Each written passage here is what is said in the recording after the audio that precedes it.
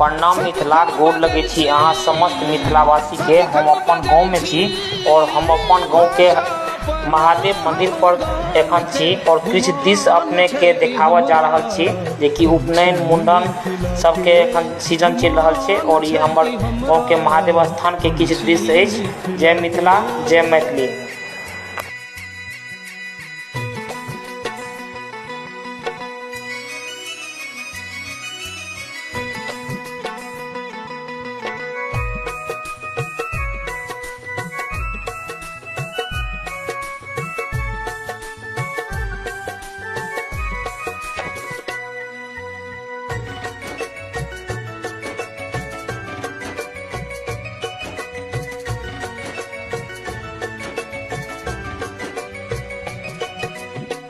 पग पग माछ मखान भेटै